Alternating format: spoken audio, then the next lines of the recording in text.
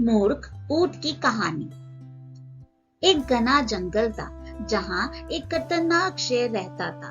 कौवा, सियार और चीता उसके सेवक के रूप में हमेशा उसके साथ रहते थे। शेर रोज शिकार करके भोजन करता था और ये तीनों उस बचे हुए शिकार से अपना पेट भरते थे।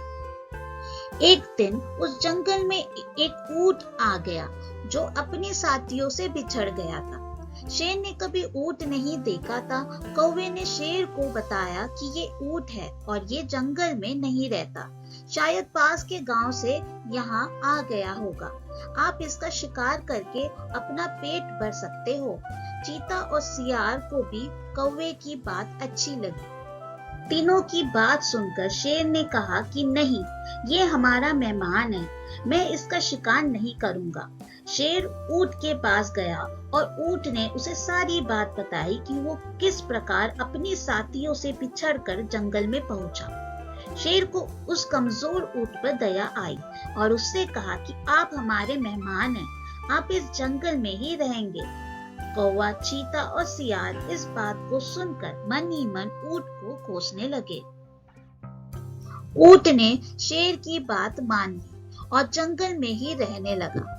जल्द ही जंगल की घास और हरी पत्तियां खाकर वे तंदुरुस्त हो गया। इस बीच एक दिन शेर की जंगली हाथी से लड़ाई हो गई और शेर बुरी तरह से घायल हो गया।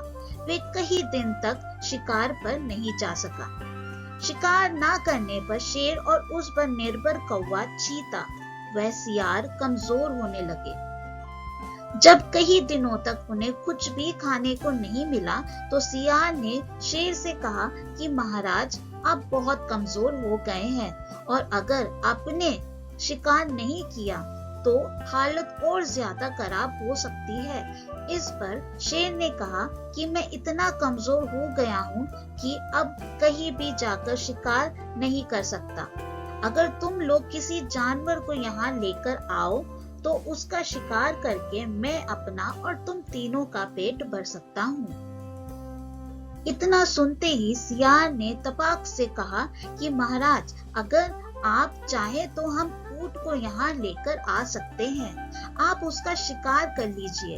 शेर को यह सुनकर गुस्सा आ गया और बोला कि वह हमारा मेहमान है, उसका शिकार मैं कभी नहीं करूंगा।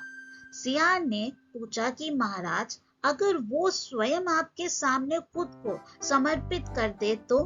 शेर ने कहा, तब तो मैं उसे खा सकता हूँ। फिर सियार ने कौवे और चीते के साथ मिलकर एक योजना बनाई और ऊंट के पास जाकर बोलने लगा कि हमारे महाराज बहुत कमजोर हो गए हैं, उन्होंने कितने दिनों से कुछ नहीं खाया है। अगर महाराज हमें भी खाना चाहे तो मैं खुद को उनके सामने समर्पित कर दूंगा। सियार की बात सुनकर कौवा, चीता और ऊंट भी बोलने लगे कि मैं भी महाराज का भोजन बनने के लिए तैयार हूँ। चारों शेर के पास गए और सबसे पहले कौवे ने कहा कि महाराज, आप मुझे अपना भोजन बना लीजिए। सियार बोला कि तुम बहुत छोटे हो, तुम भोजन क्या नाश्ते के लिए भी ठीक नहीं हो। फिर चीता बोला कि महाराज, आप मुझे खा जाइए। तब सियार ने कहा कि अगर तुम मर जाओगे तो शेर का सेनापति कौन होगा। फिर सियार ने खुद को समर्पित कर दिया।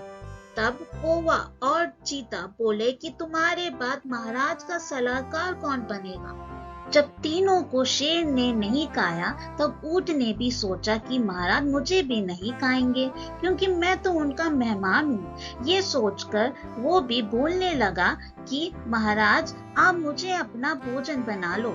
इतना सुनते ही शेर, चीता और सियार उस पर चपट पड़े। इससे पहले कि ऊंट कुछ समझ पाता, उसके प्राण शरीर से निकल चुके थे और चारों उसे अपना भोजन बना चुके थे।